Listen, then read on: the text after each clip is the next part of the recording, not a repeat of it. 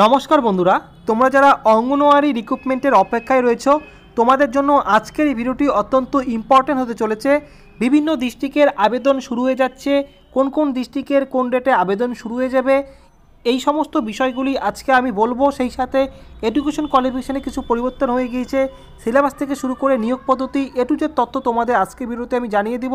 তো অবশ্যই ভিডিওটিকে শেষ পর্যন্ত থাকো এবং অঙ্গনওয়াড়ি চাকরি এবং অঙ্গনওয়াড়ি পরীক্ষার প্রিপারেশনমূলক ভিডিও পাওয়ার জন্য অবশ্যই চ্যানেলটিকে সাবস্ক্রাইব করে রাখবে, তাহলে কিন্তু আগামীতে সবার আগে কিন্তু তোমরা সেই তথ্যগুলি কিন্তু তোমরা পেয়ে যাবে। বন্ধুরা, এই নতুন বছরে জানুয়ারি মাসেই অঙ্গনওয়াড়ি নিয়োগ শুরু হয়ে যাচ্ছে, যেখানে শূন্যপদ রয়েছে টোটাল 14,000। তো 36,000 শূন্যপদে নিয়োগের কথা ছিল, বেশ কিছু ডিস্ট্রিক্টের আবেদন শুরু হয়ে গিয়েছে। তো আপাতত 14,000 শূন্যপদে নিয়োগ করা হচ্ছে, এরকমই তথ্য আমরা পেয়েছি।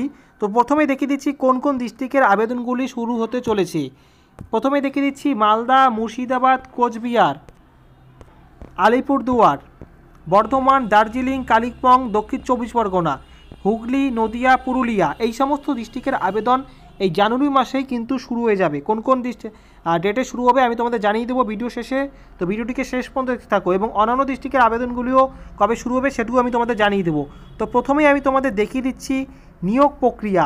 এখানে নিয়োগ কিন্তু লিখিত পরীক্ষার মাধ্যমে হয় এবং ইন্টারভিউর মাধ্যমে হয়। তোমরা অনেকেই জানো সিলেবাস সম্পর্কে, তবুও তোমরা যারা নতুন এই ভিডিওটি দেখছো তাদের জন্য আবারও সিলেবাসটি দেখিয়ে দিচ্ছি।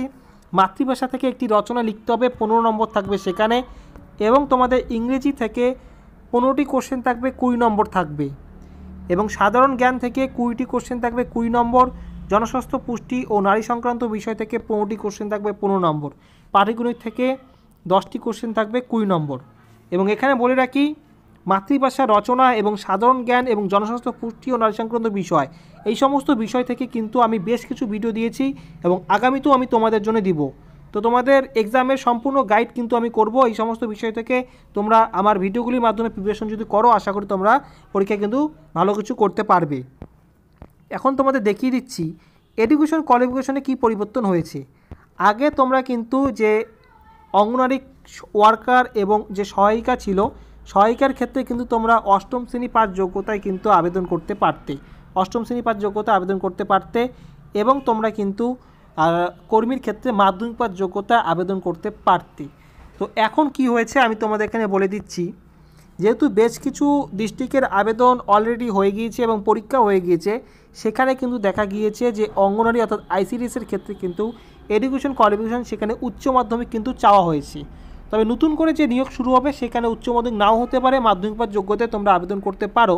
তবে কি হবে সেটা আফটার নোটিফিকেশনের পরেই কিন্তু আমরা জানতে পারবো। তো তোমাদের এখানে বলে রাখছি, উচ্চ মাধ্যমিক হোক বা মাধ্যমিক, তোমরা প্রিপারেশন চালিয়ে যাও, তোমরা কিন্তু আবেদন করতে পারবে। যদি শিক্ষাগত যোগ্যতা পরিবর্তন হয় সেক্ষেত্রে উচ্চ মাধ্যমিক পাশেই তোমাদের আবেদন করতে হবে, না হলে তোমরা মাধ্যমিক বা অষ্টম শ্রেণী পাস যোগ্যতায় আবেদন করতে পারবে। এখন আমি তোমাদের দেখিয়ে দিচ্ছি আবেদন করার সময় তোমাদের কোন কোন ডকুমেন্টগুলো দিতে হবে, এবং অবশ্যই তোমাদের ডেটগুলো জানিয়ে দেবো কোন কোন ডেটে আবেদন শুরু হবে। তো দেখতেই পাচ্ছ, প্রথমে তোমাদের বসবাসের প্রমাণপত্র হিসাবে কিন্তু তোমাদের রেসিডেন্সিয়াল প্রুফ দিতে হবে, এবং সেই প্রুফ তোমরা যদি গ্রাম পঞ্চায়েতের দ্বারা বা তোমাদের স্থানীয় এমপি এমএলএর দ্বারা তোমাদের বা এসডিও বিডিও অফিস দ্বারা তোমরা কিন্তু রেসিডেন্সিয়াল সার্টিফিকেট হিসাবে তোমাদের বসবাসের প্রুফ দিতে পারবে। তারপরে তোমাদের যে আধার কার্ড বা ভোটার কার্ড রয়েছে তার প্রুফ তো তোমরা দিবেই। এস প্রুফ হিসাবে তোমাদের বার্থ সার্টিফিকেট বা তোমাদের মাধ্যমিক পাশের যে অ্যাডমিট কার্ড রয়েছে মাধ্যমিকের, সেই অ্যাডমিট কার্ড তোমাদের দিতে হবে, এবং যাদের কাস্ট সার্টিফিকেট রয়েছে তাদের কিন্তু কাস্ট সার্টিফিকেট দিতে হবে। এই সমস্ত ডকুমেন্টগুলো, কোয়ালিফিকেশনের তোমাদের সার্টিফিকেট, মার্কশিট কিন্তু দিতে হবে। এই সমস্ত ডকুমেন্টগুলো কিন্তু তোমার আবেদন করার সময় দিতে হবে, এবং আবেদন প্রক্রিয়া পুরোপুরি অফলাইন ফর্ম, এবং এই ডকুমেন্টগুলো জেরক্স কপি এবং প্রত্যেকটি জেরক্স কপিতে সেলফ অ্যাটাস্টেড করে তোমাদের কিন্তু খামের মধ্যে ঢুকিয়ে তোমাদের স্থানীয় বিডিও অফিসে যে ঠিকানার কথা বলা হবে সেই ঠিকানায় কিন্তু তোমাদের জমা দিতে হবে। এই যে নিয়োগটি করা হচ্ছে, যে আপডেট পাওয়া যাচ্ছে 2024 সালের জানুয়ারি মাসেই কিন্তু আবেদন শুরু হয়ে যাবে। 2024 সালের আবেদন শুরু হয়ে যাচ্ছে জানুয়ারি মাসেই, এবং তোমাদের যে ডিস্ট্রিক্টের কথাগুলি বললাম, এই ডিস্ট্রিক্টের যে আবেদনগুলি শুরু হবে প্রতিটি ডিস্ট্রিক্টে কিন্তু একই ডেটে কিন্তু আবেদন শুরু হবে না। যেহেতু অঙ্গনওয়াড়ি ডিস্ট্রিক্ট লেভেলে নিয়োগ হয়, সেক্ষেত্রে এক একটি ডিস্ট্রিক্টের এক এক রকম ডেটে নোটিফিকেশনগুলি আউট হবে। তো একই ডেটে তোমরা সব নোটিফিকেশন পাবে না। তো নোটিফিকেশন তোমরা কিভাবে পাবে, আমার চ্যানেলেই তোমরা পেয়ে যাবে, নিশ্চিন্তে থাকো। যে কোনো ডিস্ট্রিক্টের নোটিফিকেশন বের হলেই কিন্তু আমি তোমাদের জানিয়ে দেবো।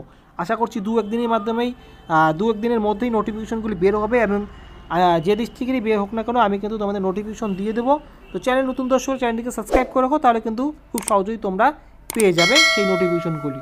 তো তোমাদের এটুকু জানিয়ে দিচ্ছি, তোমরা অনেকে জানতে চাচ্ছ বিভিন্ন ডিস্ট্রিক্টের থেকে, তো আবেদন কিন্তু শুরু হচ্ছে, প্রিপারেশন চালিয়ে যাও। তোমরা যাদের আগ্রহী রয়েছে চাকরির জন্য অবশ্যই কিন্তু তোমরা আবেদন করতে পারবে তোমাদের যোগ্যতা থাকলে। তো বন্ধুরা, ভিডিওটি ভালো লাগলে অবশ্যই লাইক করবে এবং যে কোনো প্রশ্ন থাকলে অবশ্যই কমেন্ট করে জানিয়ে দেবে, আমি উত্তর দিয়ে দেবো। আজকে ভিডিওটি সম্পূর্ণ দেখার জন্য তোমাদের অসংখ্য ধন্যবাদ। আগামীতে আসছি আবার নতুন কোনো আপডেট নিয়ে।